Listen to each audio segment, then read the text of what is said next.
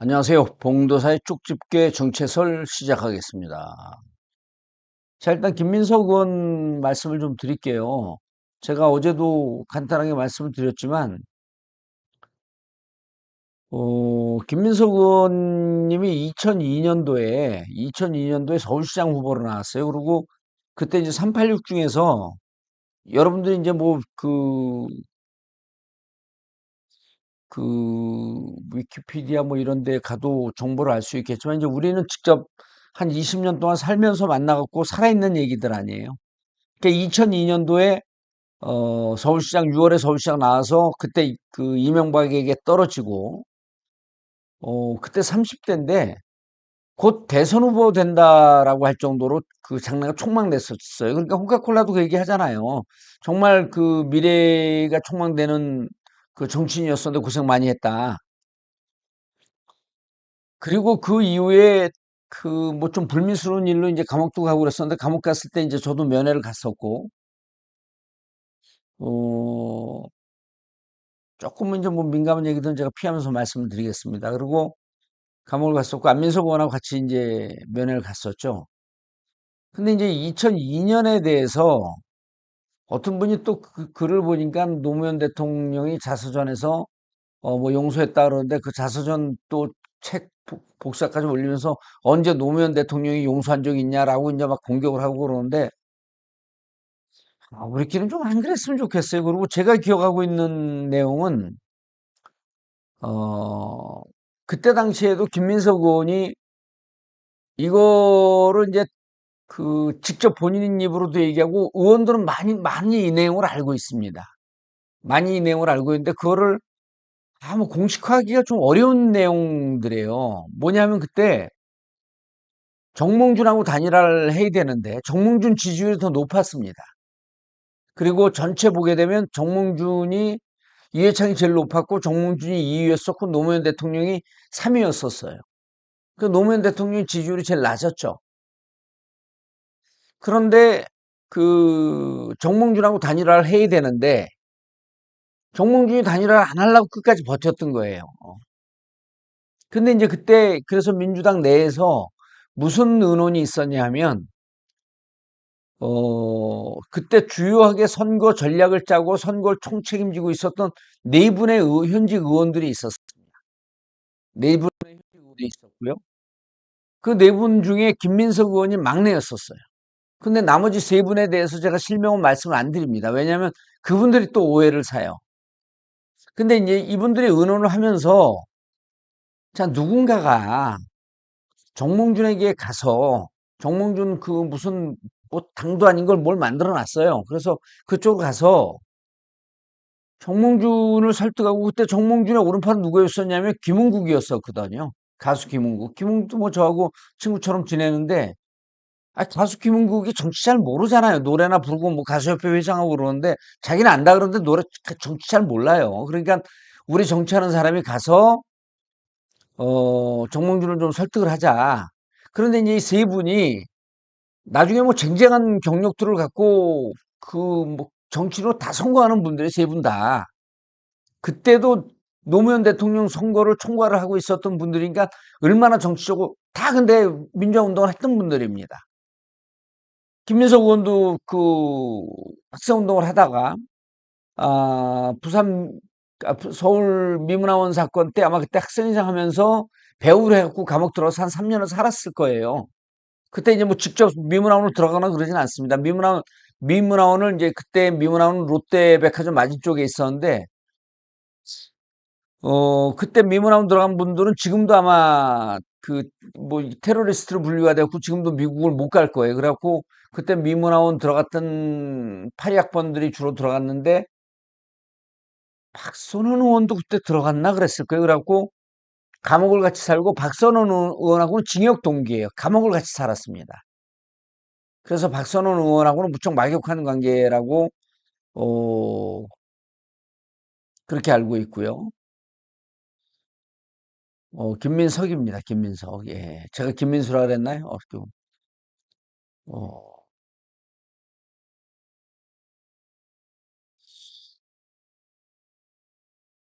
음, 그런데 그래서 그때 네 분 중에 김민석 의원이 제일 막내니까 노무현 대통령 때 정몽준한테 간 것 때문에 욕을 바가지로 먹는 그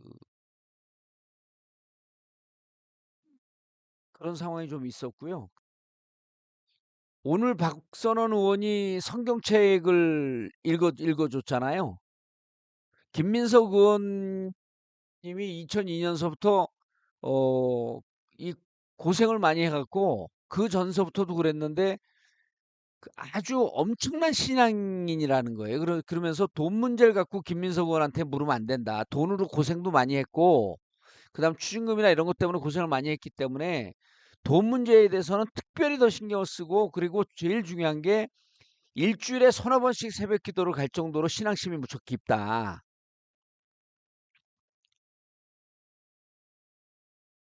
그런 얘기를 해요. 그래서 제가 저는 이제 노무현 대통령 돌아가시기 전에 김민석 의원과 그때 이제 좀 친하게 지내면서 아, 대통령님하고 어떻게 좀 풀었으면 하는데 뭐 그렇게 아주 화끈하게 좀 풀지 못했고 그것 때문에 그 이후로도 계속 공격을 했잖아요. 그래갖고 김민석 의원을 공격하는 사람들은 무슨 뭐 새 이런 그 별명 붙여갖고도 공격하고 엄청 공격을 했었어요. 그런데 실질적으로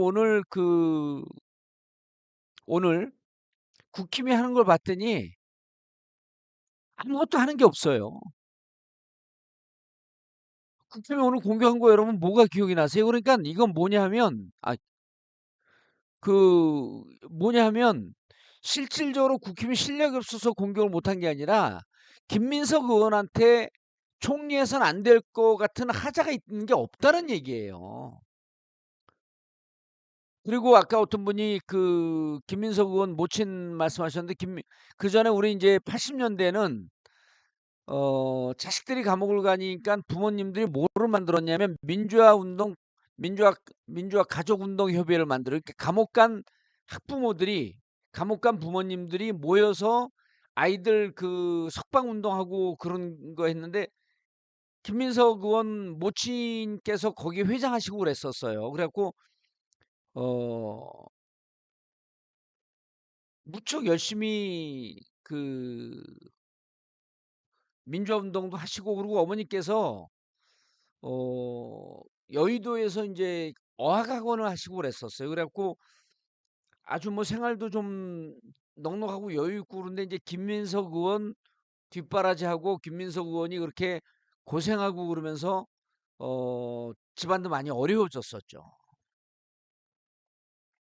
예. 그래서 지금 김민석 의원을 총리 돈 문제를 털든 뭐를 털든 한번 털 수 있는 데까지 없는 거는 안 털리는 거거든요. 그래서 한번 털 수 있는 데까지 한번 털어봐라. 예? 그게 아마 민주당 입장일 것 같아요. 제가 보기에는. 그래서 그다음에 김민석 의원이 우리 민주당에서 이재명 대통령께서 왜 총리로 임명했을까? 그걸 한번 여러분들 생각해 보시면 물론 일을 잘하겠다라고 하는 그런 측면도 있지만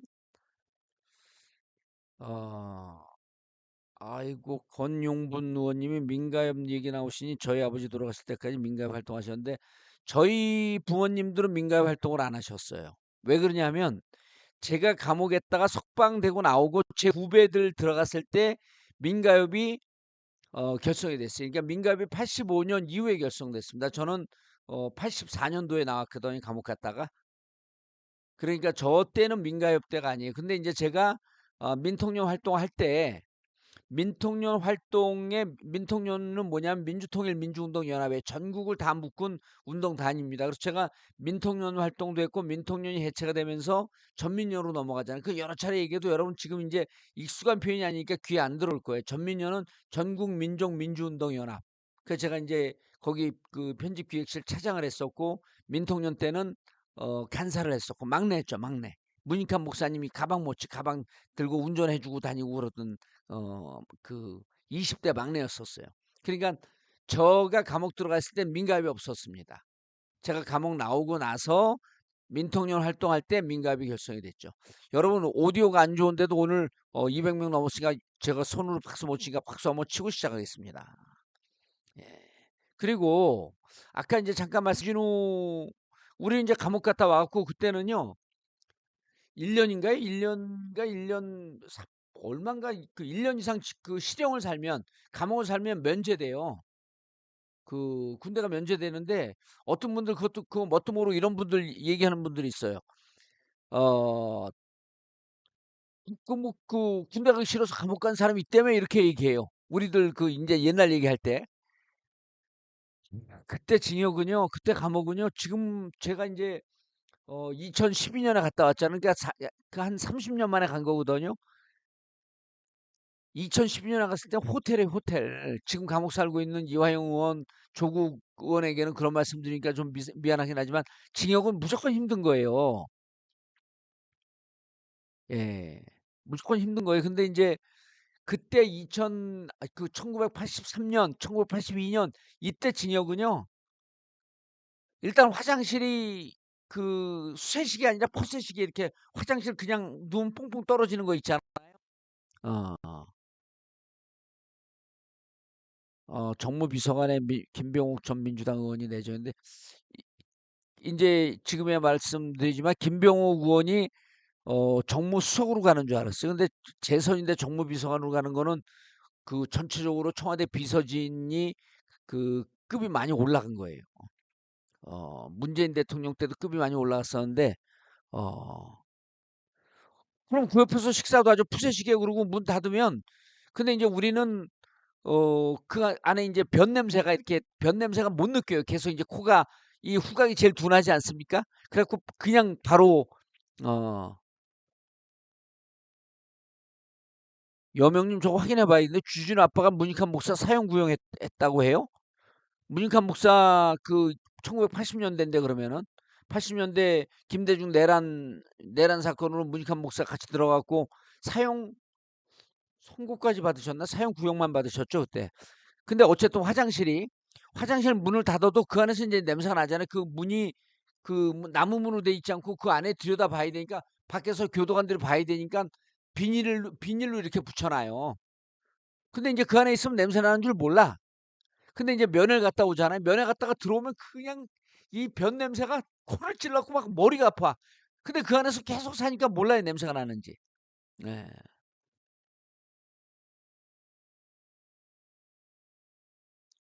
그리고 나서 이제 그 이후에 김민석 의원이 82학번이니까 이제 82, 83, 84, 84년도에 아마 미문화원 곧 들어갔을 거예요. 그래갖고 그때 이제 감옥 가고 그러니까 우리 뒤죠. 그래서 86년, 87년쯤에 아마 민가협이 결성이 됐고 민가협 초대 회장은 아니었고 민가협 회장으로 김민석 의원 모친께서 열심히 활동했던 집입니다. 아, 환풍기가 어디 있습니까 감옥에? 아리 유에스님 감옥에 환풍기가 어디 환풍기 있으면 그것도 뜯어갖고 뭐에 쓴다 그래 그런 거 없어요. 어, 지금 엄청 좋아져도 감옥은 감옥입니다. 여러분 힘들어요. 그냥 주진우 그 조국 장관이 뭐 좋아졌다고 하는 거는 그냥 좀 여러분들 걱정하실까 봐 하는 말씀이에요. 예. 문익환 목사님 그 사형구한 게 주진우 아빠라고 그거 한번 찾아봐야겠네요. 어, 예, 알겠습니다. 주진우 아빠. 아휴, 내가 오늘 주진우 기자하고 통화했는데 주진우 어, 요거 볼륨을 좀 올리면 될 텐데 볼륨은 어디서 올리는지 잘 모르겠네. 자, 보면 요거 하고 뭐 여기서 한번 해보자. 어디 들어가면 이게 쫙 나오는데 모르겠다 그냥.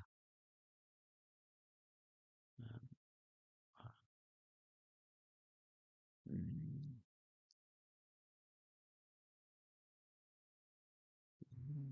알겠습니다. 이거 다시 내가 우리 PD하고 이제 좀 해보면 되니까 여러분 그래도 오늘 화면 잘 나오니까요. 화면 예쁘게 잘 나오죠? 저 카메라 낮에 내내 테스트 해봤어요. 예. 그래서 그 김민석 의원을 지금 털 게 없다. 아까 그 이제 그 일도 잘하겠지만 일단 내란에 대해서 혁혁한 공을 세웠어요. 내란 막는데 그러니까 정보를 제가 알기로는 이제 박선원 의원과 그 친하니까 박선원 의원이 이제 뭐 그 국정원 그 기조실장도 하고 그래서 그쪽 정보 라인에 아는 사람들 지인들이 많고 네트워킹이 많으니까 이제 그 정보를 취합을 했는데 그래도 이제 이 정보를 가져왔을 때 이 박선원 의원을 믿고 이재명 당 대표에게 얘기해서 쟤들이 쿠데타를 준비하고 있다. 계엄령을 준비하고 있다라고 하는 걸 확신을 갖고 이재명 그 대표를 설득시키고 이재명 대표에게 확신을 심어주는데 그리고 이것을 대비하는데 혁혁한 공을 세운 게 김민석 의원이에요. 그리고 여러분 그때 12.3 계엄령 내릴 때 실제로는 여러 정보가 있었기 때문에 그 며칠 전서부터 국회에서 근처에서 여의도에서 떠나지 말라고 하면서 의원들이 주위에 그 335 모여 있었다는 얘기가 있잖아요. 그러니까 이제 그런 거를 사실은 김민석 의원이 최고위원을 수석 최고위원을 하면서 그 얘기를 그 대비를 잘한 거죠. 그러니까 그러한 위기 관리 능력이나 이런 부분에 대해서 대통령이 높이 산 거예요. 그래서 누가 저를 까면서 그 얘기를 하더라고요. 어딘가 정봉주 수석 최고위원 됐으면 큰일 날 뻔했어. 김민석이 돼서 참 다행이야. 그래서 제가 그렇게 댓글을 달아드렸어요. 김민석이 최고위원 돼서 참 다행이고 저도 안심이었습니다. 그러니까 그런 그 문제를 갖고 제가 김민석 의원에 대해서 뭐 공격한다. 어, 이렇게 생각 안 하셔도 됩니다. 그렇게 제가 답변을 했습니다. 그리고 개인적으로 김민석 의원이 이제 우리 586 중에서는 이제 선두주자로 가다가 팍 꺾어졌고 제가 지난번에도 얘기했잖아요. 2020년에 저는 이제 그 강서 갑으로 나가고 금태숲 잡으러 가려고 그랬고 김민석 의원은 영등포 의뢰 신경민 의원하고 붙으려고 했을 때 우리 이제 연찬회 때 만났어요. 만났고 내가 아유 김 의원님 얼마만이에요? 그랬더니 18년 만에 다시 도전합니다 이러더라고요. 어, 그래서 그때 들어와서 잘 그 오랜 고통의 시간을 겪고 30대 때 뭐 곧 대통령 된다 그랬거든요. 예. 너무나 그 오랫동안 고생을 해서 지금 저렇게 활약을 잘 하고 계시니까 여러분들 힘차게 격려하고 박수를 보내주시면 어, 도움이 되겠습니다.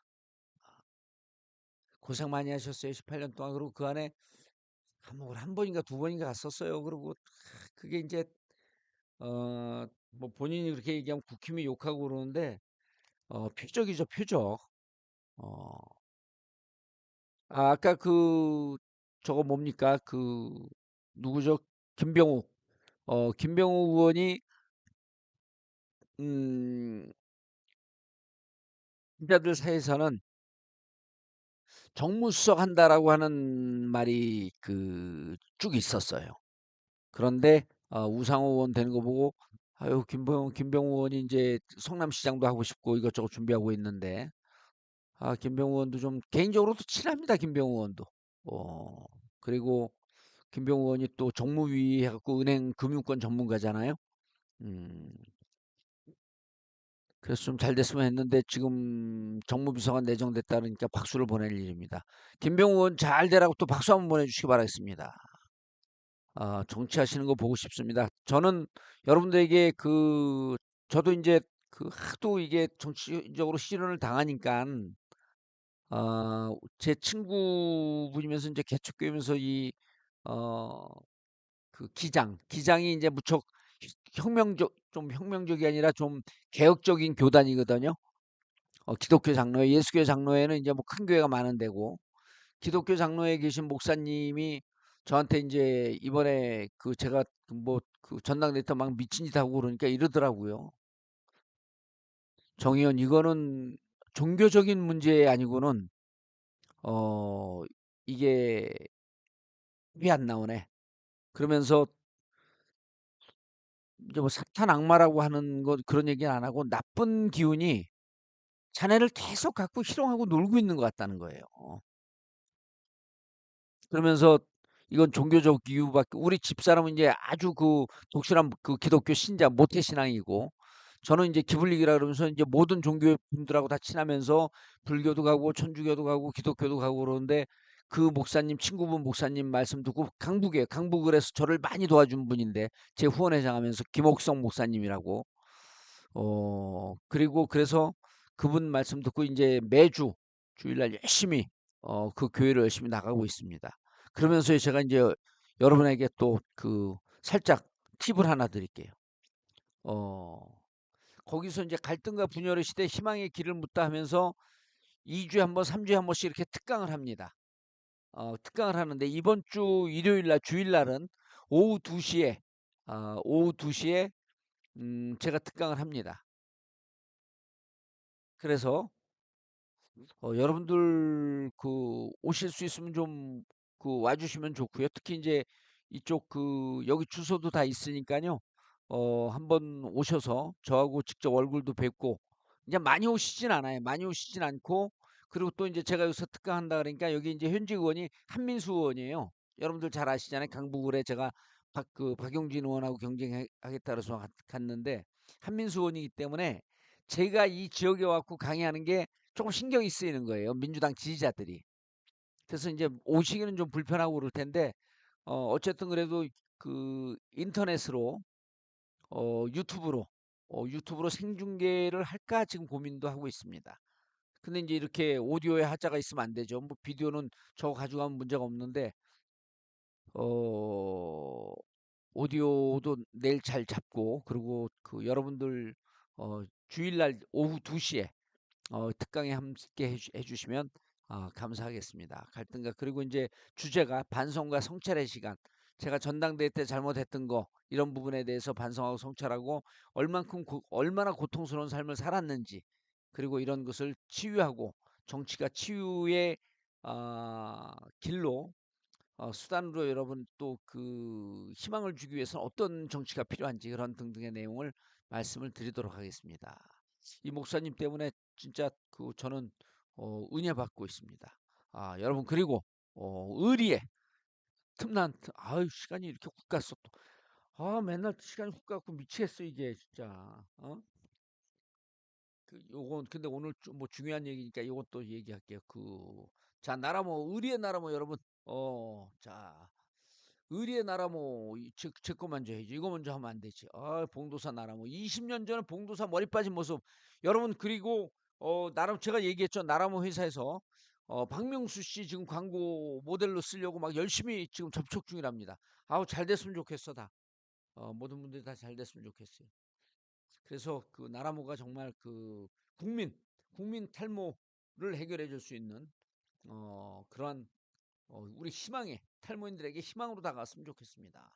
진짜 이렇게 요즘 체험단 모집하고 있는데 체험단들 활동하고 있는데 직접 나는 걸 이렇게 사진을 올립니다. 여러분 보세요 이거. 어, 내가 이렇게 났습니다. 그리고 사진 막 올려요. 저를 보세요. 사진 막 올립니다. 아우 너무 좋아요. 이거 보세요, 보세요. 뭐 직접 올립니다. 직접. 예, 직접 올립니다.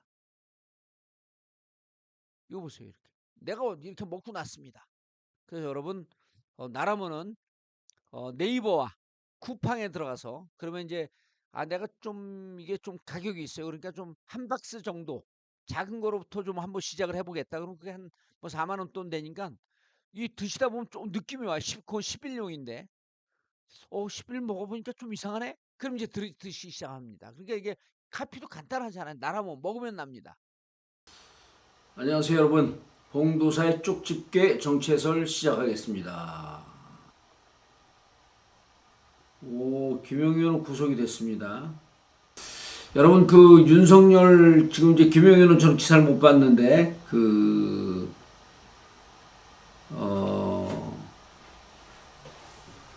김용현 기사를 못 봤는데 구속영장이 발부가 된 것 같아요. 그러니까 구속영장이 추가 구속영장이 발부돼 갖고 6개월 26일 그러니까 오늘 조금 있으면 2시간 있으면 자동 석방해요. 유해경님 제 나이를 왜 자꾸만 물으시죠? 인터넷 검색해 보시면 나옵니다. 자 100명 넘었습니다. 박수. 아이고, 참, 재밌습니다. 예. 자, 윤석열 그 체포영장 기각된 거 설명 드리고요. 3시간 남기고 구속됐군요. 증거인멸 우려했다. 맞습니다. 정확하게 판단했습니다. 법원이. 그러니까 윤석열 체포영장 기각된 거, 체포영장 기각된 거, 별로 크게 신경 안 쓰셔도 돼요. 차분히 설명을 드릴게요. 이제 오늘 김영현 구속영장 발부가 됐기 때문에, 내란 세력들이 이제 쫄기 시작했습니다. 지금까지는 뭐 주기현 판사나 이런 사람들도 있고, 그러니까 이제 뭐 우리 편이 많을 것이다 하고, 그렇죠. 오늘 위계에 의한 공무집행방해 증거인멸 교사 혐의. 뭐 다들 잘 알고 계세요. 증거인멸, 위계에 의한 공무집행방해 증거인멸 교사 혐의. 요게 이제 말하면 될 것을 왜 지랄했지는 뭘까?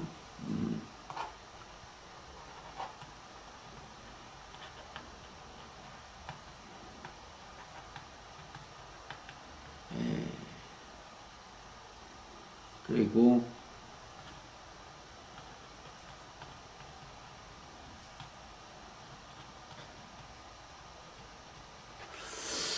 자, 일단 그렇지, 안 보기로 했죠. 알겠습니다. 약속드리겠습니다. 일단 윤석열 설명을 드리면요. 경찰 특수단에서 출석 요구서를 날렸는데 3번 날렸습니다. 3번 날렸죠. 6월 5일, 12일, 19일 3차례 출석 요구서 불응을 했기 때문에 출석 요구서에 3차례 불응하게 되면 체포영장 청구의 요건이 됩니다. 체포영장 발부의 요건이 되죠. 체포영장 발부를 했어요. 근데 이제 이 사건이 경찰에 있다가 23일 날 특검으로 넘어갔습니다. 특검으로 넘어갔어요. 근데 특검으로 넘어가면서 체포영장이 청구를 했는데 기각된 이유가 법원에서 조사 의사를 공개적으로 밝혔다 그랬어요. 나 조사 출석 요구하면 가겠다. 이 말이 앞뒤가 안 맞잖아요. 경찰대는 왜 안 나갔어, 그럼? 경찰대는 왜 안 나갔죠? 경찰대 나가야죠. 예? 그렇죠. 경찰 깡무시하는 버릇이 있죠. 근데 경찰대 실질적으로 조사에 응할 의지가 있었으면 경찰대 나갔어야죠. 그러니까 특검은 어떻게 받냐면, 야, 니네 이 특검을 윤석열 쪽에서 뭐라 하냐, 위헌특검이라 했어. 위헌특검이라고 하면서 그럼 위헌특검이면 불법적이고 반헌법적이니까 특검으로부터 조사를 받겠다는 의지가 있다는 거예요, 없다는 거예요? 없잖아요. 근데 말은 위헌특검이라고 하면서 조사는 받겠다. 그러니까 이제 특검에서는 이 사유를 냈죠. 이 사유를 내면서 실질적으로 윤석열은 출석하지 않기 위해서 거짓말을 하고 있다. 라고 본 거예요. 그리고 이것을 체포영장 발부 요건이 된다. 3번 안 나왔다. 그럼 말은 위헌특검이라고 하면서 특검을 공격을 하면서 근데 조사는 받겠다. 근데 이제 법원은 조사 의사가 있다는 것을 공개적으로 밝힌 것을 인정을 해준 거죠. 자, 그래서 조사 의사 왜냐하면 체포영장은 또 발부할 수가 있어요. 체포영장은 그렇게 뭐 무게감이 있는 게 아니기 때문에. 그리고 이 체포영장이니까 일부 모르는 언론사나 뭐 기자들이, 야, 이거 특검 수사서부터, 특검 수사 초기서부터 제도에 걸린 거 아니야? 이러고 기사 쓴 사람들 있어요. 꽤 있습니다. 받아쓰기 하니까. 근데 전혀 지장이 없어요. 왜냐면 체포영장은 혐의가 소명됐는지 여부를 따지는 구속영장과는 좀 달라요. 구속영장은 이렇게 돼요. 자, 거주지가 불분명하고, 뭐 이건 별로 중요하지 않습니다. 거주지가 불분명하고, 그 다음에 도주의 위험이 있고 증거인멸의 위험이 있고, 그 다음에 범죄 혐의가 충분히 소명이 돼서 구속영장을 발부한다 이렇게 돼요. 근데 체포영장은 그러지 않습니다. 그 체포영장은 피의자가 조사 불응 시 강제적으로 구인하는 거예요. 그리고 이 목적은 수사에 비협조적인 누구 윤석열 같은 사람을 수사에 비협조적인 피의자의 신병을 확보하는 게 목적이에요. 그 구속영장하고 다릅니다. 구속영장은 범죄 혐의의 상당성이 있고 증거인멸이 있고 아까 말씀드린 도주의 우려가 있다. 그리고 이런 구체적 요건이 충족됐을 때 구속영장은 발부가 되는 거예요. 그러니까 체포영장 기각이 됐어요. 그러니까 체포영장 발부가 안 됐어. 기각이 됐어. 그러니까 즉각 뭐라 했냐면 28일 오전에 출석하라 라고 즉각 출석 통보를 했죠. 그리고 이거는요. 출석을 즉각적으로 요청한 게 28일이면 이제 26, 27, 28 토요일까지죠. 토요일 오전에 해라. 근데 만약에 이거를 이제 했는데 제가 보기엔 체포영장에 또 그 순수히 응할 것 같지 않아요. 그럼 이제 한 번, 두 번 즉각적으로 계속하겠죠. 그 경찰대는 5일, 10일, 19일 하면서 3번까지 체포영장 발부할 때까지 2주를 줬어요. 2주. 자, 박수 치고 계속 가겠습니다. 10분 만에 200명이 돌파했습니다. 즐거운 날입니다. 자, 그러니까 경찰 때는 이렇게 이제 그 한 일주 단위에 한 번씩 그 출석 요구를 했어요. 5일날 했고 10일날 했고 19일날 그러니까 일주일에 한 번씩 했는데 이제 특검은 이렇게 안 하겠다는 거예요. 예? 그 어제 뭐라 그랬죠? 법은 귀한 사람에게 아부하지 않는다. 법은 권력에게 무릎 꿇지 않는다 이런 얘기했죠. 특검은 공소이 안 나올 것 같습니다. 공소이 안 나와요. 왜? 위헌특검이니까. 그리고 지금 이번 체포영장 발부한 거는요. 그쪽에서 이제 그 율사들 얘기 쭉 들어보게 되면 출석 촉구의 수위를 높이는 그러니까 국민들에게 이게 국민 여론전이거든요. 자 보면 출석 안 하고 있잖아. 그러니까 출석을 촉구하기 위해서 체포영장을 발부했다. 체포영장 발부하면 이렇게 이제 정봉주 TV를 보지 않는 분들은 야, 이 체포영장 대단히 위험한 건가 보다. 예? 대단히 위험한 건가 보다. 근데 체포영장이 기각이 됐어? 그럼 뭐 문제 없는 거야? 또 이제 이렇게 하는데 실질적으로는 체포영장 그러니까 지금 저 윤석열 빨리 구속시켜야 돼요. 빨리 구속시켜야 되는 게 이게 이제 직위원 판사가 이거 뭡니까? 구속 취소를 해버렸잖아요. 그러니까 구속 취소를 하게 되면 항상 얘기하는데 사람들 잘 기억을 못 하는데 사회적 지위가 낮은 사람들은 도주의 위험이 있습니다. 왜? 못 알아봐요. 근데 윤석열은 도주의 위험은 없죠. 그런데 자기의 권력을 이용해서 증거인멸할 위험성이 높습니다. 증거인멸할 위험성이 높아요. 그렇기 때문에 빨리 구속영장을 청구를 해야 돼요. 그리고 이게 내란죄라고 하는 거는 여러분들 내란죄 우리 국민들이 보기에는 빤한 거지만은 실질적으로 저 내란죄 그 재판이 무척 오래 할 겁니다. 일단 자료가 많아요.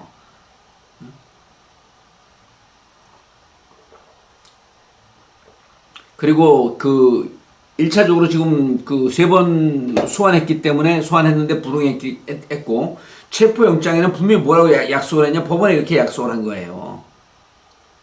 예, 법원에 그리고 체포영장 해갖고 체포되면 그 다음에 자연스럽게 구속영장으로 넘어갈 수 있거든요.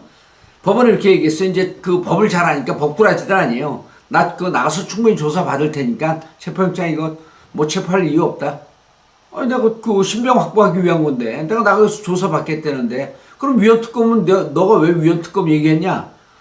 아니 뭐 그건 뭐 정치적인 표현이고 법적 표현이다라고 하면서 나갈 의사가 있다라고 했기 때문에 오늘 만약에 김용현 저거 구속영장 발부 안 됐으면 지금도 내란 중이고 심각한 상황으로 갈 수 있었습니다.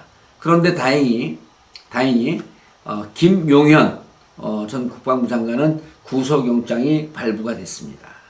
구속영장 신문이 5시 30분에 끝났고요. 지금 3시간 남기고 발부가 됐으니까 몇 시간 만에 발부가 됐냐면 3시간 반 만에 발부가 됐거든요.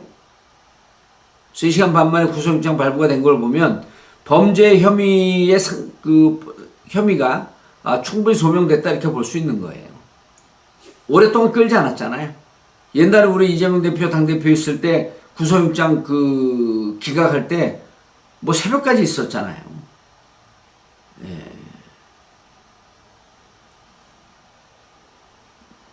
그래서 김영현 국방부 장관 구속된 거 이건 내란과 별개의 문제입니다. 위계에 의한 공무집행, 위계에 의하다라고 하는 것은 뭐냐면 본인의 권력을 이용해서 공무집행을 방해했다는 거예요. 본인의 권력, 지위를 이용해서 공무집행 방해했고, 그다음 증거인멸 교사 혐의, 뭐 자기 수하에 있는 국방부 장관 휘하에 있는 장군들이나 뭐 이런 사람들 뭐 그 발언에 대해서 이렇게 해라 저렇게 해라라고 했다든지 뭐 이거 증거인멸 교사 혐의는 무지하게 많죠. 그래서 김영현 국방부 장관은 6개월 구속 기간이 만료가 되는 잠시 뒤 12시 고전에 구속영장이 다시 추가가 아니죠. 그렇죠. 다른 건입니다. 다른 건. 이번에 근데 이제 지금 김영현 국방부 장관 얘기 나왔으니까 안규백 의원 지명됐죠. 지금 국방부 장관. 안규백 의원도 좀 독특해요. 여러분 안규백 의원 실제로 안규백 의원 모르시는 분들이 꽤 많아요. 조용히 의정 활동을 하니까. 그러니까 정치보다도 정책 의정 활동하는 분들은 저렇게 조용히 해요. 그리고 안규백 의원이 지금 5선입니다. 안규백 의원이 5선이에요. 여러분 안규백 의원 이름 처음 들어본 분들 많이 있었을걸요?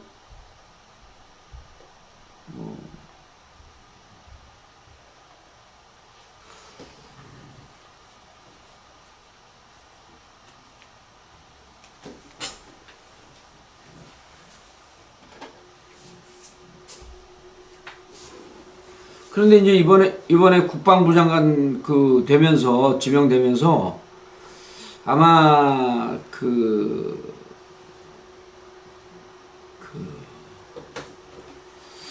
안규백 의원은 청문회나 인청 그러니까 인사청문회나 지명되고 이런데 큰 문제 없을 거라고 봐요. 왜냐하면 국방위원장을 지금 17년째 하고 있습니다.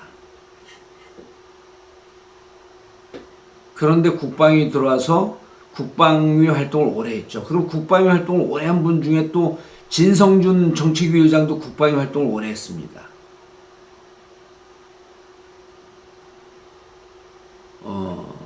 그래서 안규백 의원이 이번에 국방위원장 됐는데, 자, 이제 두 가지 언론에 나온 얘기를 보면 제가 이제 내일 뭐 그분도 좀 만나보기로 했는데,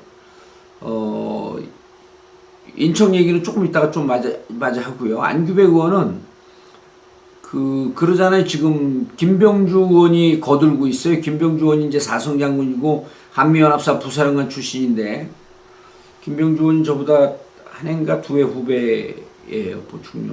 보충력은 방위죠, 방위. 옛날 방위 방위였었죠. 그리고 안규백 의원이 2008년에 18대 때 비례로 들어갔고, 그 다음에 동대문에서 처음에 이제 김포 준비하고 있다가 19대 때, 그러니까 2012년에 동대문으로 와갖고 2008년, 12년, 16년, 20년, 24년 이렇게 4선을 하고 5선을 하고 있어요. 5선을. 예. 김병주 의원이 안규백 의원은 이제 장관으로 추천을 했는데, 요 내용 보면 재미있어요. 뭐가 있냐면, 김병주 의원이 좀 사성 장군답지 않게 좀 소탈하잖아요. 근데 윤석열 내란 때 보니까 군인들은 상명하복 아닙니까? 위에서 명령을 내리면 어쩔 수 없이 움직일 수밖에 없는데, 윤석열이 김영현 국방부 장관을 하면서 김영현 정도의 조금 정신 나간 사람들로 쿠데타를 하려고 오랫동안 준비를 했던 거죠. 내란을 하려고 오랫동안 준비하고 있다가, 그러니까 거기에 약간 세상 판단 안 되는 사람들을 장성과 장군으로 이 그 지휘관으로 임명을 해놨던 거예요. 그러니까 이제 그 내란 딱 나오고 보니까 실질적으로 군은 상명하복이니까 계엄에 이용당한 거예요. 윤석열에 이용당했고, 또 국민들 입장에서 보게 되면 군이 나서갖고 막 그 활동을 하고 그러니까 어떤 이미지가 있냐면 군은 내란 세력이라고 하는 이미지가 있는 거예요.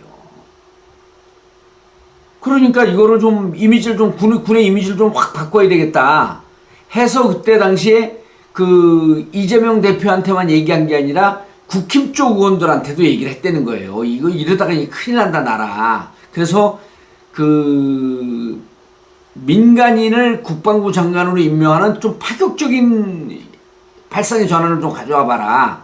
가져와 보자. 이렇게 얘기를 했다는 거예요. 근데 이제 그게 지금 보도는 나오진 않는데 국힘도 그 부분에 대해서 국힘 쪽도 말은 지금 친윤 때문에 말은 못하고 있지만 실질적으로 내란이라고 하는데 국힘 쪽에서 반대하고 있는 의원들이 겉으로만 저러고 있죠. 직접 물어보게 되면 다 내란에 대해서 반대하죠. 어떻게 계엄령을 찬성합니까? 이런 나라에서 지금 K 디마크로스 K 민주주의가 전 세계를 강타하고 있는 나라에서. 그래서 이제 그때 김영윤 국방부 장관이 잡혀가고 그랬을 때 국힘 의원들이 자 빨리 국방부 장관 임명할 수 있게끔 좀 도와줘라, 협조해달라 이럴 때 그때도 국힘에게 안규백 의원을 추천을 했다는 거예요. 야 이제는 이게 그 국방부 장관 좀 그 민문해갖고 이거. 근데 제가 이제 최강욱 의원하고 그 방송을 하고 그럴 때 보면 최강욱 의원이 군 검찰 출신 아니에요? 그 중령인가 소령인가 군 검찰 출신이면서 군에서 군납 비리 이거 나쁜 군인들 엄청 잡아놓거든요. 그때 이제 최강욱 의원도 늘 주장하는 게 국방부 장관은 왜 반드시 군 출신들로 해야 되냐? 그럼 군 출신들로 하게 되면 육사 카르텔, 그 다음에 군 후배들과의 관계 이런 것 때문에 군을 지휘한다라고 하는 명목으로 실질적으로는 이게 그 무슨 마피아 카르텔처럼 똘똘 뭉쳐갖고 군의 비리를 해결할 수 없다는 거예요. 그래서 이제 그때 당시에 1월 초에, 올해 1월 초죠. 1월 초에도 국힘에서 빨리 국방부 장관 임명하자고 할 때도 김병주 의원이 자 그러면 우리 안규백 의원 추천한다. 이때 별로 부정적이지 않았다는 겁니다. 참신하네? 그러다가 이제 그거를 우리 당대표한테도 말씀을 드렸더니 당대표도 귀가 딱 뜨인 거죠. 이거 진짜 5.16 쿠데타 이후에 최초래 65년 만에 지금 최초라는 거 아닙니까? 그래서 당대표도 그때 긍정적으로 보는 걸 보고 안규백 의원을 추천을 했는데, 자, 사실은 여기까지는 이제 김병주 의원의 주장이고요. 안규백 의원이 이재명 대표에게 눈에 든 일이 있어요. 언제냐 하면, 작년에 작년에 그 공천 때 안규백 의원이 뭐 맡았는지 여러분 기억하고 계세요? 안규백 의원이 전략공천위원장을 맡았어요. 이름이 정확한지 모르는데 전략공천위원장이에요. 전략공천위원장 맡고, 그때 전략공천위원장은 뭐하고 연결이 되냐면 인재영입 위원장하고 연관이 돼야 돼요. 그 인재영입을 해서 그 전략공천 지역이 나오면 당연히 이제 그 최고위원회에서 그 다음에 공심위에서 전략공천 지역을 판단할 거 아니에요? 그럼 거기에다가 두 가지 결정을 해야 돼요. 전략공천위원장은 어느 지역을 전략공천으로 갈 건지, 그리고 전략공천이 결정이 나게 되면 어떤 인물을 파견해야 될 거기다가 공천할 건지, 이런 거 결정을 해야 돼요. 예를 들어 우리 제가 강북을 해서 박용준 의원하고 붙어갖고 박용준 의원 꺾고 가려고 그러다 7년 전 불상사 때문에 못 갔잖아요. 그때 거기를 처음에 그 여성 변호사를 놓다가 그게 또 문제가 돼갖고 한민수 의원을 바꾸는 이 과정이, 이게 전략공천이에요. 이 전략공천 과정이거든요. 이 전략공천 과정은 두 개가 묶여야 돼. 전략공천과 인재영입과 묶여야 돼. 그래서 인재영입 한 걸 전략공천으로 바꿔야 되거든요. 근데 총선 때 인재영입 위원장이 누구였었습니까?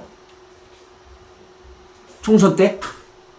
저 안규백 의원 잘 몰라요. 근데 이제 전체적으로 제가 당 사정을 다 아니까,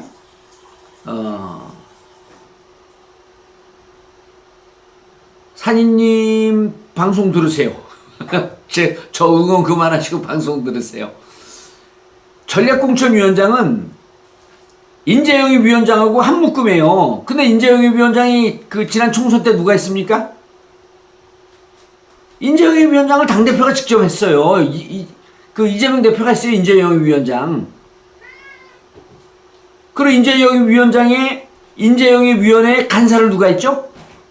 이런 게 다 묶여갖고 일을 시켜보고 같이 하면서 그 사람들의 능력을 인정하고 그분들을 지금 장관을 올리는 거예요. 그냥 뭐 이재명 그 대통령이 어느 날 갑자기 다 장관을 올리고 뭐 사람들 세력관계 이렇게 하지 않는다니까요. 일을 시켜보고 그 일이 검증된 사람들을 지금 장관을 올리는 겁니다. 자, 인재영입 위원장 이재명 대표가 직접 했습니다. 그렇죠? 그리고 인재영입위원회 간사를 김성환 의원이, 지금 환경부 장관에 내정된 김성환 의원이 했어요.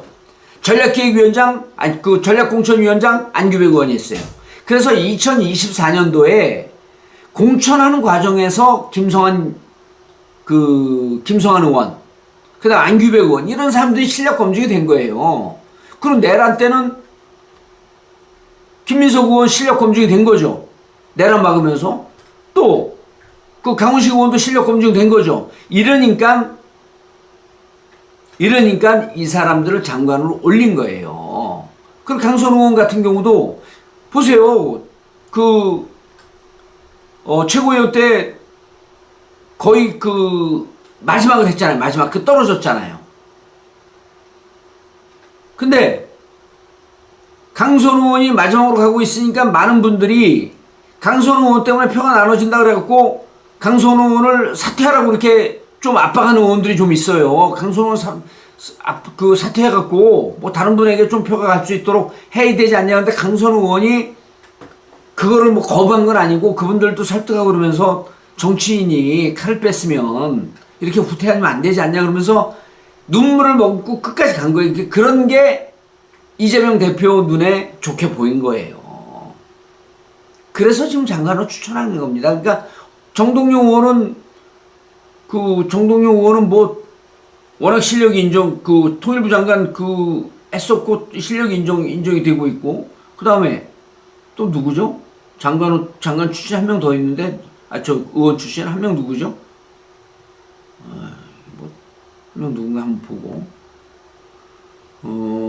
정동영, 강선우, 김성환, 전재수는 어제 그저께 말씀을 드렸죠. 전재수는 충분히 말씀드렸기 때문에 오늘 굳이 얘기 안 해도 될 것 같습니다.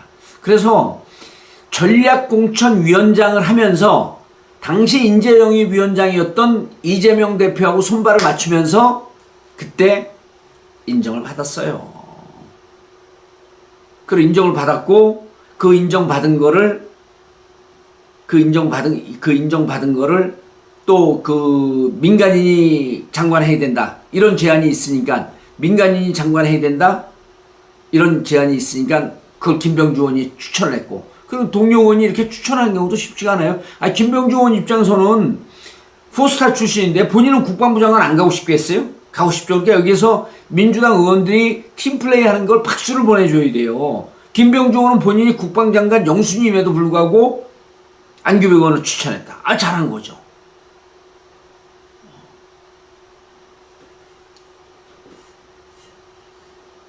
그런데 안규백 의원은 공천 과정에서, 총선 과정에서 자기 역할을 하면서 당대표에게 충분히 능력을 인정받았고, 그리고 김병주 의원이 추천했고, 이래서 안규백 의원이 조용히 17년 동안 국방위원회 활동을 했어요.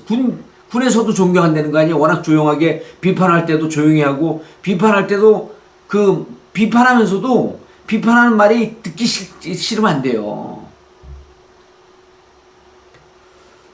국회의원들이 장관하게 되면 스펙이 커지잖아요. 그리고 장관을 하게 되면 그 다음에 노무현 대통령도 해수부 장관하고 그 다음에 이제 대권 주자로 쭉 올랐었잖아요. 그러니까 의원들이 장관을 하게 되면 그 스펙도 커지고 본인이 또 이제 대권 주자할 수 있는 난각병에도 빠지는 분들도 있지만 실질적으로 대권으로 갈 수 있는 뭐 장관 나라 살림도 좀 해보고 그랬으니까 충분히 능력이 있다.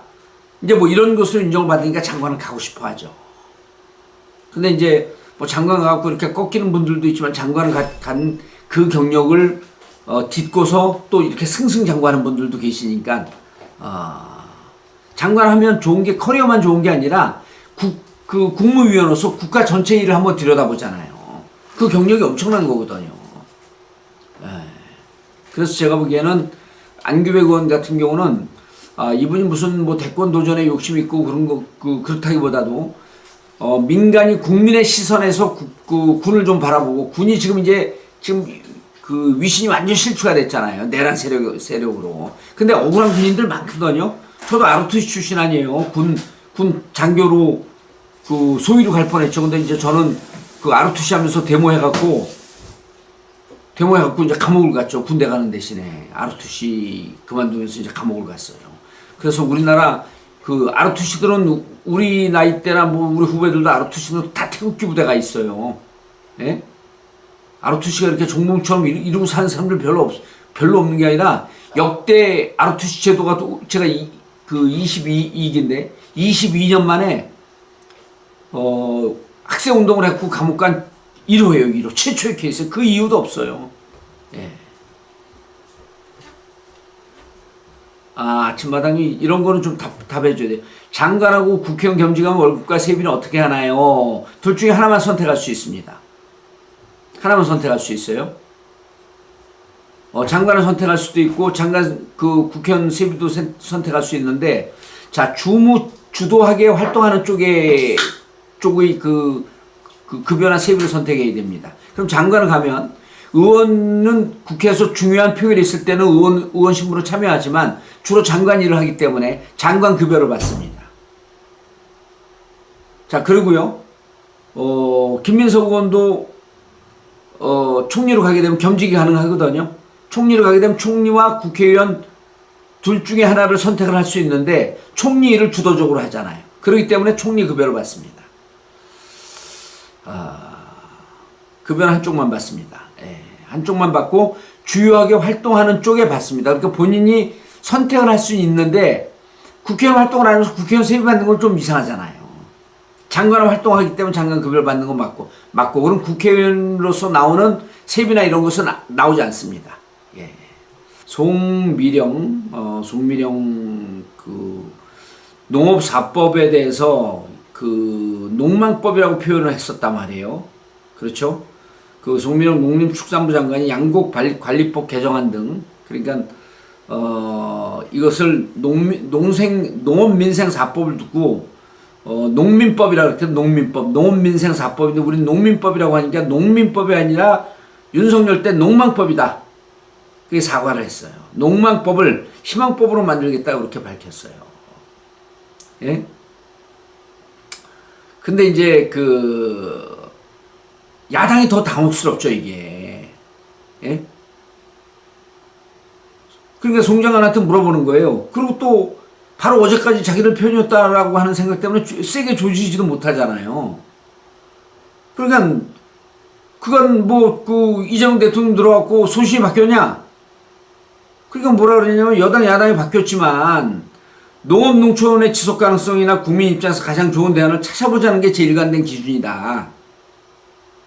그러면서 농가의 경영소득이 안정이 되지 뭐 그걸 안정적으로 제공할 수 있다는 법안의 취지에는 동의하지 않은 적이 없다. 그래서 이번에는 이제 희망법이 되겠다라고 했는데 당혹스럽죠. 근데 제가 여기서 예측을 했잖아요. 1명, 2명 정도는 반드시 유임을 시킬 거다. 왜냐면 제가 그걸 언제 알았었냐면 성남시장 시절에 제가 무척 친하게 지냈었거든요. 근데 그때 성남시장 시절에 뭐 야단수 욕하라 그러죠. 그거 제가 맨날 얘기하잖아요. 제가 아주 간단한 예를 하나 들어드릴게요. 여러분 그 우리나라 보수 여러분들 진보를 폄하하는 건 아닙니다. 보수 진보는요 아젠다별로 보수하고 진보가 나뉘어져야 돼요. 아젠다별로. 그러니까 나는 보수적인 사람이야. 그러니까 모든 아젠다별로 다 보수를 지지하면 안 돼요. 그건 소신이 없는 모습이에요. 정봉주는 진보적인 아주 가장 진보적인 사람입니다. 그러나 저는 진보에서 주장하고 있는 탈원전에 대해서 저는 찬성을 했다가 요즘 찬성하지 않습니다. 탈원전에 대해서 저는 반대합니다.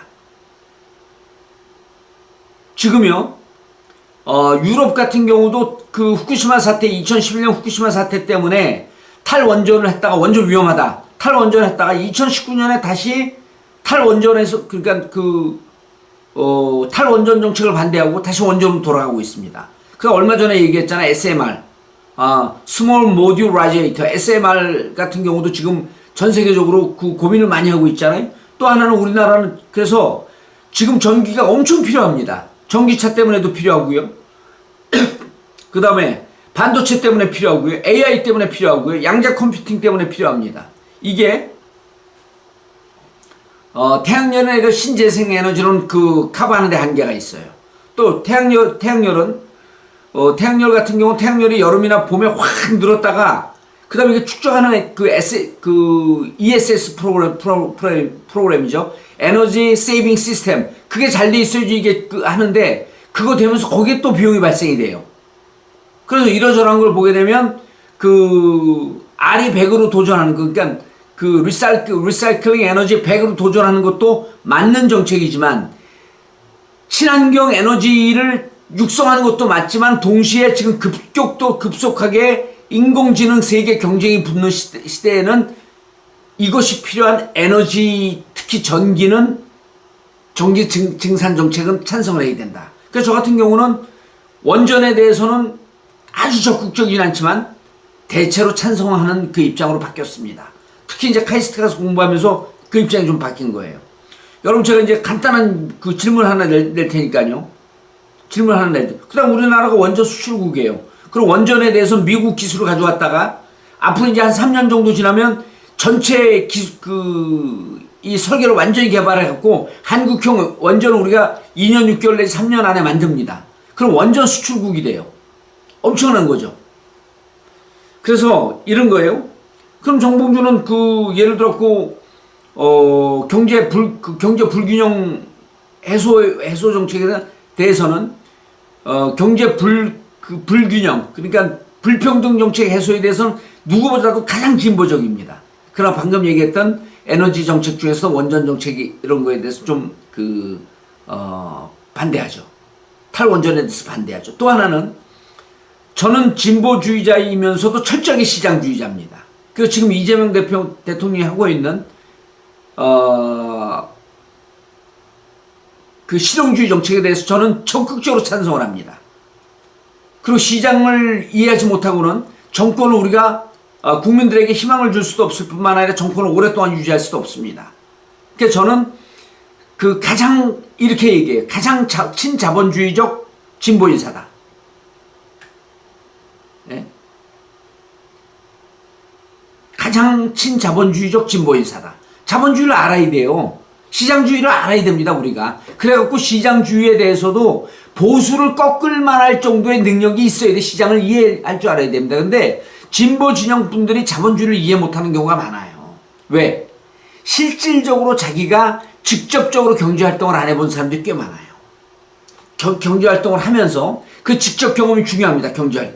경제활동을 하면서 직접 경험을 하면서 동시에 국가 전체 경제를 바라볼 수 있는, 그러니까 토마 피케티 같은 분들이 그 21세기 자본, 그 다음에 평등에 관한 짧은 역사 이런 등등 평등주의자로서 세계 최강이거든요. 토마 피케티가. 그런 공부를 하면서 그럼에도 불구하고 성장 위주의 정책에 대해서도 이해를 할 줄 알아야 됩니다. 자, 그런데 송미령 장관이 그런 부분에 대해서 모범을 보인 거예요. 아니, 난 윤석열이 임명을 했지만 내란에 반대한다. 그리고 농업의 미래를 생각하는데 여야가 어딨고 보수 진보가 어딨냐. 그러니까 지금 국힘이 물어보는 건 국힘이 아각거리고 막 난리 피고 물어보는 건 이런 거예요. 아니, 윤석열이 임명했으면 윤석열이 임명하면 다 보수입니까? 그럼 윤석열은 잘못 임명한 거죠. 왜 정치적 입장을 보고 장관 임명하나요? 능력을 보고 해야죠.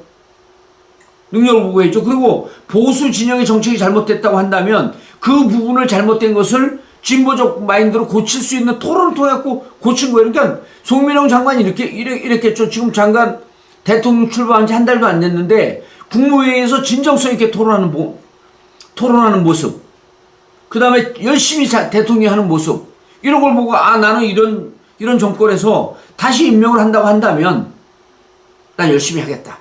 유임을 시킨다고 하면 열심히 하겠다. 이 뜻이 전달이 됐겠죠. 그럼 그걸 보고 대통령이 유임을 시킨 거고.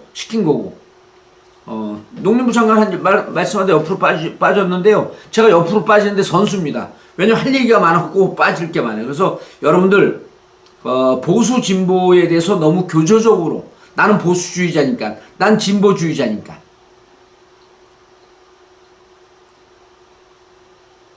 유럽에 보게 되면 그러면서 제가 항상 문제를 내는 게 이거예요. 옛날에는, 지금은 안 그런데 그 하이패스를 민노총에서 반대했던 거 여러분들 기억하고 계세요?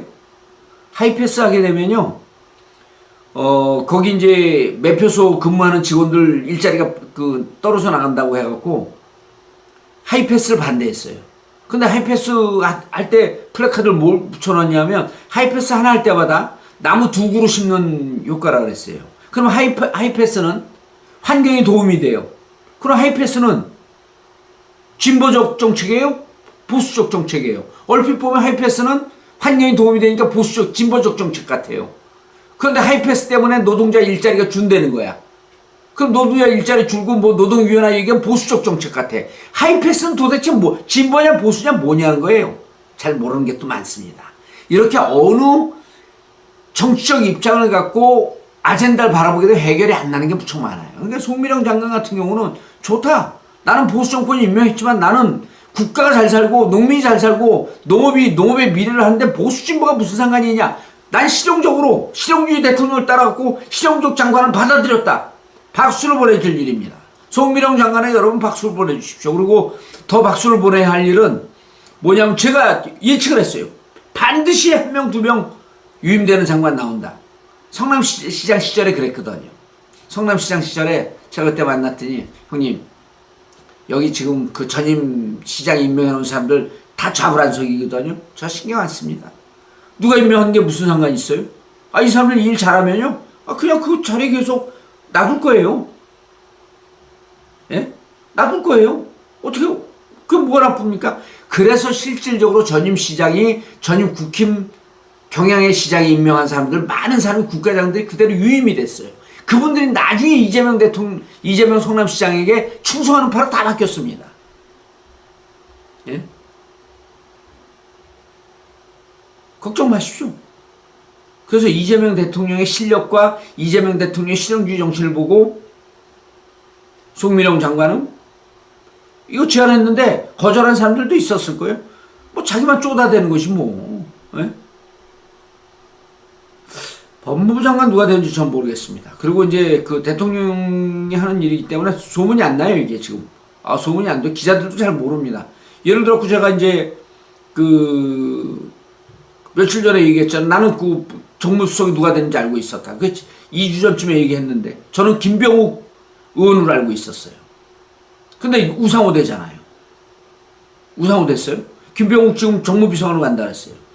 자, 초선도 안 한 사람들이 비서관 가는데 김병욱 의원에게 박수를 보내줘요. 왜? 재선인데 가는 거예요. 우리 정부의 성공을 위해서, 이재명 정부의 성공을 위해서 가는 거예요. 예. 그래서 실질적으로 보수 진보의 교조적 그런 마인드에 빠져 있는 사람은 국가의 미래를 볼 수 없을 뿐만 아니라 국민의 미래, 국민을 위한 정치를 못 합니다. 이재명 대통령 실용에 대해서 전 100% 찬성하고, 또한 저는 진보 진영 인사임에도 불구하고 저처럼 진보주의자가 없거든요. 20대 초반에 학생운동을 시작했고 지금도 일관된 입장으로 쭉 가고 있습니다. 김병욱 의원은 지금 보궐 원외입니다. 원외. 떨어졌어요. 김병욱 전 의원입니다. 근데 저는 엄청난 통합주의자입니다. 국힘 중에서 실질적으로 뭣도 모르고 보수하는 사람들 무지하게 많습니다. 그 사람들 안 좋고 몇 번 소주 몇 번 사주고 술 몇 번 사주면요 금방 친해져요. 그러잖아요. 여러분들도 밥 사주고 술 사주는 사람은 욕 안 하잖아요. 예? 욕 안 한단 말입니다. 그럼 인간적으로 마음을 열고 친해지면 그때, 야, 보수 진보가 대한민국 너 보수 공부해 본 적 있어? 네가 보수에 대해서 뭘 아냐? 그냥 태어난 지역이 영남이니까, 태어난 지역이 강남이니까, 국힘에 다 가면 당선될 것 같으니까 국힘으로 간 거 아니야? 그럼 슬쩍 제가 우리 당도 살짝 디스하지. 우리 호남에도 그런 의원들 많아. 내가 김재원 의원한테도 맨날 그러거든요. 야, 김재원 네가 그 경북 청송에서 태어났기 때문에 국힘 같지만 너 여기 전북 무진장에서 태어났으면 너 민주당 왔어, 야. 응? 네가 무슨 보수를 뭘 알아? 그럼 뭐 형님 뭐 쓸데없는 소리 한다 그러면서도 무장애자가 되는 거예요. 그래서 저는 대한민국이라고 하는 그 단일 국가에서 남북이 갈라진 상태에서 보수 진보가 갈라지고 동서가 갈라지는 이런 거는 진짜 국가 경쟁력에는 의미가 없다. 그러니까 이렇게 갈라져 있으니까 정강훈 같은 진짜 이 악마 집단이 나오는 거예요. 응? 그래서 저는 합리적인 보수들이 합리적인 진보들과 손을 잡고 통합의 나라로 갈 수 있는 그 통합의 결정적인 마지막 모습이 뭐냐면 남북 통합이에요. 통일이 아닙니다. 남북 통합이에요. 통합이라고 하는 것은 경제적으로 소통하고 서로 적대 관계를 없애는 거거든요. 나 통일에 대해서 뭐 국가 통일 이런 건 그거 원치 않아요. 왜냐면 2030이 워낙 적대적이니까 그 부분에 대해서. 예. 그렇죠. 이낙연 결국 국회 가갖고 김문수 지지하잖아요. 그런 사람이 무슨 진보예요? 예? 그 의원할 때도 보면요 진보 아니에요. 그냥 호남이기 때문에 민주당은 호남과 운동권이 만든 정당이거든요. 호남의 민주 세력들과 호남이라고 하면 안 돼요. 호남의 민주 세력들과. 예. 그래서 남북 통합하기 때문에 제가 그 통일학 박사도 한 거고 통일학 박사를 하면서 남북 정상회담 뭐예요? 통합으로 갈 수 있는 남북 정상회담 있을 때 남북한 경제 이 긴장이 완화되고 평화의 기운이 솟고 군사비 줄고 군사적 긴장한 게 없어지고 우리가 행복하고 평화롭게 살았어. 그래서 남북 정상회담을 법제화하자는 게 제 주장입니다. 법제화하자는 게 제 주장이에요. 예. 그래요. 그러니까 보수 진보 없어요. 이제 여러분들처럼 열정을 갖고 있는 분들인데 이걸 한 단계 이제 더 뛰어넘어가면 보수 이재명 대표도 주장했잖아요. 내가 더 보수적이다. 왜? 실용적인 걸 표방하기 위해서는 내가 더 보수다 이런 얘기를 해야 되거든요. 그 이재명 대통령이 저 실용주의에 찬성을 보내 한 발 더 나갔고 통합. 2022년에 제가 통합 주장했거든요. 그때 통합 일찍 치고 나왔으면 그때 대통령 됐을 텐데. 예, 이낙주 어부대 때 그만해요. 그 이낙주 얘기하지 맙시다, 여러분. 우리 좋은 방송에서 뭐 누구 씹으면서 방송하지 마요. 뭐 우리 얘기하기도 여러분들 누구 씹고 그러지 마세요. 왜냐면 여러분들 삶이요 무지하게 긴 것 같지만 제한적이에요. 그러니까 오늘 아침에 눈 떠갖고 이렇게 생각하세요. 오늘이 화양연하다. 오늘이 봄날이다. 내일은 모른다. 그리고 오늘은 꼭 여러분 명심해서 오늘은 어제 운명을 달리한 어제 죽은 그분이 그렇게 원했던 내일이다. 예? 그러니까 오늘 하루를 진짜 보람차고 즐겁게 행복하게 사세요. 누구 욕할 시간이 없어요. 그럼 서로 사랑합니다. 서로 좋습니다. 좋은 얘기만 해도 하루가 짧아요. 그러니까 누가 갖고 여기 긁는 뭐 이런 카톡 올 때 제가 그러잖아요. 시간이 그렇게 남아 돌아갑니까? 여러분을 위해서 귀한 시간 쓰세요 그러잖아요. 예, 좋은 것만 생각하고 남 칭찬하고 좋은 얘기만 해도 하루가 짧아요.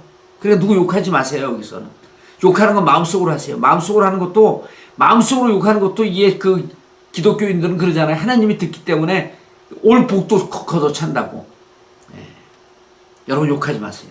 욕하지 말고 그리고 저를 욕하는 분들도 저는 다 이해하고 제가 잘못했기 때문에 욕하는 거니까요.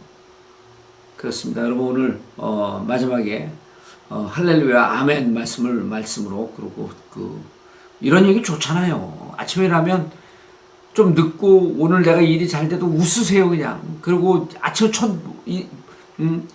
눈 보는 사람에게 웃으면서 굿모닝 하고 좋은 아침 하고 부인 있으면 부인에게 사랑합니다 하고, 애들 있으면 애들한테 사랑합니다 하고, 또 친구한테 전화 오면 사랑합니다, 고맙습니다 하고, 우리 목사님이 맨날 그래요. 그냥 전화하면 고맙습니다, 사랑합니다. 얼마나 좋아요. 예. 그래서 여러분, 좋은 마음, 즐거운 마음으로, 그러면 훨씬, 저 보세요. 무한 긍정 에너지 아니에요. 그러니까 늙지를 않아요, 이게. 항상 이러고 밝은 거예요. 이렇게 제가 지난 전당대회 떨어지고 당원들하고 이렇게 막 싸운 것 같았고 1년 동안 엄청 고통스러웠거든요. 그래도 항상 웃었어요. 그러니까 얼굴에 그늘 빛이 없잖아요. 행복해 보이잖아요. 그 여러분들도 항상 웃고 밝고 짜증내지 말고 행복한 마음으로 오늘도 비 오니까 또 좋아요. 빗소리 얼마나 아름답습니까? 그렇게 좋은 마음으로 하루를 또 보내주시기 바라겠습니다. 자, 여러분, 내일 또 뵙겠습니다. 오늘은 인생 얘기하고 이런 얘기하느라고 정치 얘기 많이 못했는데, 정치 얘기보다도 어찌 보면 이런 얘기가 또 훨씬 더 소중하고 중요한 얘기일 수 있습니다. 여러분, 마지막으로 우리 목사님 인사처럼 고맙습니다. 사랑합니다. 좋은 저녁 되세요. 반갑습니다. 감사합니다.